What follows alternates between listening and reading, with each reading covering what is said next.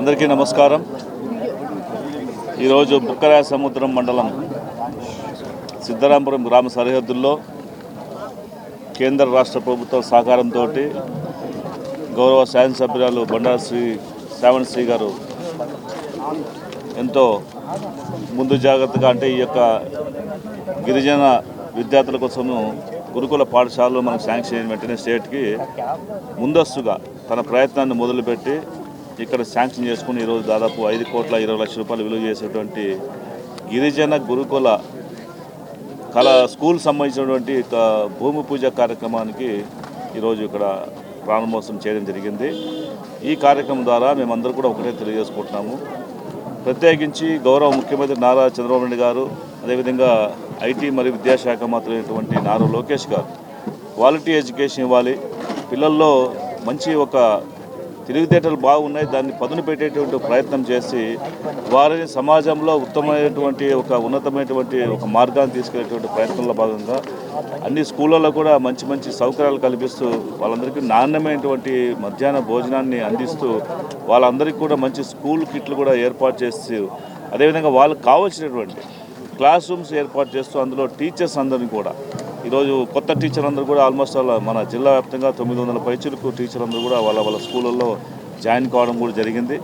ఈ విధంగా రాష్ట్రము ప్రభుత్వం ఏర్పాటు చేసిన వెంటనే గౌరవ ముఖ్యమంత్రి గారు డిఎస్సి మీద ఏవైతే మెగా డిఎస్సి కావాలని సంతకం పెట్టారో దాన్ని పూర్తి స్థాయిలో అమలు పరుస్తూ ఈరోజు దాదాపు 16,300 పైచులకు టీచర్ పోస్టుని ఇక్కడ అపాయింట్మెంట్ చేసి ఈరోజు రాష్ట్ర వ్యాప్తంగా ఒక టీచర్ల పండుగలాగా కార్యక్రమం నిర్వహించి ఈరోజు విద్యార్థుల కోసం ఒక మంచి ఉత్తమమైనటువంటి ఉపాధ్యాయులు ఇస్తే తప్పకుండా వాళ్ళు భవిష్యత్తు బాగుంటుందనే ఆలోచనతో ఈరోజు చేపట్టడం జరిగింది. అదేవిధంగా వచ్చే జనవరిలో కూడా మళ్ళీ విడత డిఎస్సి కూడా మళ్ళీ చేపట్టడం జరుగుతుంది. తద్వారా ఎంతోమంది నిరుద్యోగులకి ఈరోజు ఎదురు చూస్తున్నటువంటి ఉద్యోగ అవకాశాలు లభించడమే కాదు, వారందరి కోరిక మేరకు అంటే స్కూల్స్లలో ఇంకా ఎక్కువ మంది టీచర్స్ని పెడితే ప్రతి క్లాస్ రూమ్ కూడా ఒక టీచర్గా మనము రాగలిగితే ఇంకా మంచి విద్యను అభ్యసిస్తున్న వారు అవుతారని చెప్పేసి ఆలోచనతో ఈరోజు ముందుకెళ్తున్నారు. కాబట్టి ఈరోజు ప్రత్యేకించి బుక్కరాయ సముద్రంలో ఈ పట్టణానికి అతి చేరువలో ఉన్నటువంటి ఈ ప్రాంతంలో ఎక్కువ అభివృద్ధి చేస్తే అటు టౌన్ నుంచి వచ్చిపోవడానికి కానీ లేకపోతే కానీ వీళ్ళ పిల్లలు కూడా ఎక్కువ మంది జిల్లా కేంద్రానికి వస్తుంటారు కాబట్టి రావడానికి అవకాశం ఉంటుంది. గిరిజన పిల్లలకి ఈరోజు కేంద్ర ప్రభుత్వం నుంచి అనేకమైనటువంటి సదుపాయాలు కల్పిస్తున్నారు. అందులో భాగంగానే దాదాపుగా కొన్ని వేల కోట్ల రూపాయలు, దాదాపు 5,000 కోట్ల పైసలు ఈరోజు దేశవ్యాప్తంగా గిరిజన పాఠశాలలకి అదే రెసిడెన్షియల్ స్కూల్కి ఖర్చు పెట్టడం జరుగుతుంది. అందులో భాగంగా మన రాష్ట్రం కూడా మంచి వాటా కూడా తీసుకురావడం జరుగుతుంది. అంటే ఈరోజు గమనిస్తున్నాం ఈరోజు రాష్ట్రం అభివృద్ధి వైపు వెళ్తుంది. రాష్ట్రంలో సంక్షేమం కూడా పూర్తి స్థాయిలో అమలు పరుస్తున్నారు. పిల్లలందరికీ కూడా తల్లికి వందనం పడిన తర్వాత వాళ్ళ తల్లుల్లో ఆనందాన్ని చూస్తున్నాం. అదేవిధంగా వాళ్ళందరూ కూడా ఎంతో ఉత్సాహంగా పిల్లల్ని స్కూల్కి పంపించేసి వాళ్ళని చదివించేదానికి ప్రయత్నం కూడా చేస్తూ ఉన్నారు. ఈ విధంగా ఈ సంస్కరణ తీసుకొచ్చిన తర్వాత ఈ రాష్ట్ర వ్యాప్తంగా ఉన్నటువంటి అన్ని స్కూళ్ళల్లో కూడా ఒక వ్యత్యాసం కనిపిస్తుంది. గతం ఉన్నటువంటి ప్రభుత్వంలో ఉన్నటువంటి స్కూళ్ళకి ఇప్పుడు ఉన్నటువంటి స్కూళ్ళకి. ఎందుకంటే దానికి రిజల్ట్ ఒకటే మనకు కారణము. 10th క్లాస్ ఈ మధ్య వచ్చినటువంటి రిజల్ట్లో గతంలో ఎప్పుడు లేని విధంగా ప్రభుత్వ పాఠశాలలో ఎన్నడూ లేని విధంగా అత్యధికమైన శాతం పాస్ అయ్యేటువంటి విద్యార్థులు ఈ సంవత్సరం మనం చూడగలిగినాం. సో ఇంకా భవిష్యత్తులో కూడా ఇంకా పెద్ద ఎత్తున రిజల్ట్స్లో మంచి ఫలితాలు తీసుకొచ్చే ప్రయత్నంలో భాగంగా ఇలాంటి పాఠశాలలు ఇలాంటి రెసిడెన్షియల్ స్కూల్స్ కూడా ఏర్పాటు చేయడం జరుగుతుందని చెప్పి తెలియజేసుకుంటున్నాను. అదేవిధంగా ఈరోజు సింగనమల నియోజకవర్గం చూస్తున్నాం. అనేక సమస్యలు ఉన్నటువంటి ఒక గ్రామీణ ప్రాంతం ఇది. ఈ ప్రాంతంలో అత్యధికమైనటువంటి సమస్య ఏంటంటే మనకి సాగునీటి సమస్య ఉంది. ఈ సాగునీటి సమస్య కోసం ఎమ్మెల్యే గారితో పాటు మేమందరూ కూడా కలిసి మాట్లాడుకొని ప్రత్యేకించి ఎల్లనూరు మరియు పుట్టూరు మండలం ఉన్నటువంటి రైతన్నల కోసం దాదాపు 35,000 ఎకరాల్లో పంట సాగు చేసుకోవడం కోసం ఒక నీటి సౌకర్యం కల్పించిన ఉద్దేశంతో గండికోట రిజర్వాయర్ నుంచి అప్లిఫ్టింగ్ అంటే లిఫ్ట్ ఇరిగేషన్ చేసేటువంటి ఒక ప్రయత్నంలో కూడా మేము ముందుకెళ్తున్నాము. తప్పకుండా గౌరవ ముఖ్యమంత్రి గారు ఈ ప్రాంతంపై ప్రత్యేక శ్రద్ధ వహిస్తారనేటువంటి ఒక ఆలోచనతో మేము అందరూ కూడా ముందుకెళ్తున్నాం. కాబట్టి ఈ నియోజకవర్గాల్లో ఉన్నటువంటి అనేక పలు సమస్యలు మా దృష్టికి వచ్చినాయి. అనేక చోట్ల మంచినీటి సమస్య ఉంది. ఆ మంచినీటి సమస్య కూడా తీర్చేటువంటి ప్రయత్నంలో భాగంగా అనేకమైనటువంటి వాటర్ ప్లాంట్లు ఇవ్వడం జరుగుతుంది. శాశ్వత పరిష్కారాలు కూడా చూడడం జరుగుతుంది. కాబట్టి మేమందరూ ఒకటే కట్టుబడి ఉన్నాం. ఎన్డీఏ కూటమి ద్వారా ఈరోజు జనసేన అదేవిధంగా బీజేపీతో పాటు తెలుగుదేశం పార్టీ పూర్తి స్థాయిలో పనిచేసుకుంటూ అటు కేంద్ర రాష్ట్ర ప్రభుత్వ సహకారంతో మన రాష్ట్రాన్ని సర్వతోముఖ అభివృద్ధిగా చేసుకోవడం కోసం మేమందరూ కూడా కృతనిశ్చయంతో ఉంటామని చెప్పేసి నాకు తెలియజేసుకుంటాం. ఎన్నికల ప్రచారంలో ఏవైతే మనము మాట్లాడామో, ఏవైతే హామీలు ఇచ్చామో అవన్నీ నెరవేర్చే దిశగా ఈరోజు ప్రయత్నం చేస్తున్న విషయాన్ని మీ అందరికీ కూడా గుర్తు చేస్తున్నాం. ఒకసారి మీరు గమనిస్తే 2 రోజుల క్రితమే గూగుల్ క్లౌడ్ సంబంధించినటువంటి ఒక సంస్థని విశాఖపట్నానికి తీసుకొచ్చి తద్వారా రాష్ట్రంలో యువతకి దాదాపు 2 లక్షల మంది పైచిలకు అక్కడ ఉద్యోగ అవకాశాలు ఇచ్చేటువంటి ఒక ప్రయత్నము, ఒక భగీరథ ప్రయత్నం చెప్పొచ్చు. ఎందుకంటే ఈరోజు అమెరికా తర్వాత అంత పెద్ద స్థాయిలో గూగుల్ సంస్థ మళ్ళీ ఆంధ్రప్రదేశ్లో ఏర్పాటు చేయడం అనేది మనందరికీ గర్వకారణం.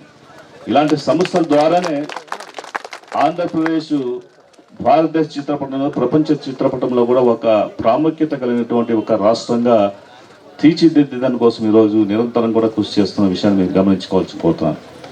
మనందరూ కూడా ఇప్పుడు అన్ని రకాల సహాయ సహకారాలు ప్రభుత్వం నుంచి వస్తాను. తల్లికి వందనం ద్వారా ఇంట్లో ఎంతమంది పిల్లలు చదివింటే అందరికి కూడా సంవత్సరానికి 15,000 రూపాయలు ఇచ్చేటువంటి కార్యక్రమంతో పాటు నాణ్యమైన భోజనాన్ని స్కూల్స్లో ఉన్నటువంటి మధ్యాహ్న భోజన పథకంలో పెట్టడం కావచ్చు, వాళ్ళందరికీ మంచి యూనిఫామ్ ఇచ్చి మంచి క్లాస్ రూమ్స్ తయారు చేసి ప్రతి ఒక్క క్లాస్ రూమ్లో కూడా టీచర్ ఉన్నట్టుగా ఏర్పాటు చేసి ఈ విద్యార్థులు బాగా చదువుకుంటే భవిష్యత్తులో వాళ్ళ కాళ్ళ మీద నిలబడితే ఈ సమాజంలో మంచి పేరు తెచ్చుకుంటారు. తద్వారా మన రాష్ట్రానికి, దేశానికి మంచి పేరు రావాలంటే ఆలోచనతో ఒకవైపు నారా లోకేష్ గారు ఆ శాఖ మంత్రిగా ఎంతో అద్భుతంగా పనిచేసేటువంటి పరిస్థితి మీకు చూస్తూ ఉన్నారు. ఎందుకంటే మన రిజల్ట్సే మనకి దానికి తార్కాణం. గతంలో ఎప్పుడూ లేనంత రిజల్ట్స్ ఈసారి 10th క్లాస్లో మనము తీసుకురాగలం ప్రభుత్వ పాఠశాలలో. కాబట్టి ఇంకా మీరు విద్యార్థులు కూడా బాగా చదువుకోవాలి. మీ తల్లిదండ్రుల మీద మీకు ఎన్నో ఆశలు పెట్టుకున్నారు మీ మీద. ఎందుకంటే వాళ్ళ కష్టాలతోటి సరిగ్గా పంటలు పండగ వెనుకబడిన ప్రాంతం ఉంది. ఇప్పుడిప్పుడే మనకి తాగునీరు, సాగునీరు వచ్చేటువంటి ప్రయత్నం జరుగుతూ ఉంది. సో కరువుతో ఉన్నటువంటి మన కుటుంబాలన్నీ కూడా నేపథ్యం కాబట్టి వాళ్ళు చూసినటువంటి కష్టాలని మిమ్మల్ని మళ్ళీ అలాంటి కష్టాల్లో ఉండకూడదని మిమ్మల్ని చదివించుకోవాలనేటువంటి ఆలోచనతో వాళ్ళని అందరినీ కూడా మిమ్మల్ని పంపించడం జరుగుతూ ఉంది. మీరందరూ కూడా బాగా చదువుకొని మంచి ఉద్యోగస్తులుగా, మంచి సమాజంలో ఒక గొప్ప ఉన్నతమైన వ్యక్తులుగా మీరు ముందుకు రావాలని చెప్పేసి విద్యార్థులను కోరుకుంటూ, ఈ యొక్క కాన్స్టిట్యూన్సీలో ఉన్నటువంటి సమస్యలు ఏదైనా సరే అనునిత్యం కూడా అటు ఎమ్మెల్యే గారు, ఎంపీగా నా బాధ్యత మేమందరూ కూడా కూర్చొని ఏ విషయమైనా సరే వెంటనే చర్చించి కలెక్టర్ గారితో ఎక్కువ నిధులు ఈ ప్రాంతాన్ని తీసుకొచ్చేటువంటి ప్రయత్నం కూడా మేము చేస్తూనే ఉన్నాం. ఈరోజు కూడా ఏ సమావేశంపైనా ఈ కాన్స్టిట్యూన్సీలో ఉన్నటువంటి మారుమూల ప్రాంతాలు ఎక్కువ ఉన్నాయి, గ్రామీణ ప్రాంతాలు ఎక్కువ ఉన్నాయి. అనేక సమస్యలతో ఉన్నటువంటి ఈ నియోజకవర్గంలో అనేక అభివృద్ధి కార్యక్రమాలు రావాలని చెప్పేసి అన్నిత్యం కూడా సమావేశాల్లో మాట్లాడడం చెప్తా ఉంది. కాబట్టి ఇంకా ఈ నియోజకవర్గంలో ఇంకా మరిన్ని పాఠశాలతో పాటు మరిన్ని అభివృద్ధి కార్యక్రమాలు ముందు జరుగుతాయి. ఖచ్చితంగా మీ అందరికీ ఏదైతే హామీలు ఇచ్చి మేమందరూ కూడా ఇక్కడ ఎమ్మెల్యేగా, ఎంపీగా ఎన్నికయ్యామో ఆ హామీలన్నీ కూడా పూర్తి స్థాయిలో నెరవేర్చే దిశగా మేము ఎప్పుడు కూడా కృషి చేస్తామని చెప్పి తెలియజేసుకుంటున్నాము. అదేవిధంగా గౌరవ ముఖ్యమంత్రి గారి ఆదేశాల మేరకు, వారి ఆలోచన మేరకు, వారి బాటలు నడుస్తూ వారు పనిచేసినటువంటి సమయాన్ని మేము కూడా ఆదర్శంగా తీసుకుంటూ వారికంటే ఇంకా గొప్పగా పనిచేసేటువంటి ఒక ప్రయత్నాన్ని మేమందరూ కూడా చేస్తూ ఈ ప్రాంత అభివృద్ధికి కృషి చేస్తామని చెప్పి తెలియజేసుకుంటూ ఈరోజు మీ మధ్యలో మాట్లాడే అవకాశం ఇచ్చేటువంటి మీ అందరికీ కూడా మరొకసారి ధన్యవాదాలు వేసుకుంటూ సెలవు తీసుకుంటాను. Thank you.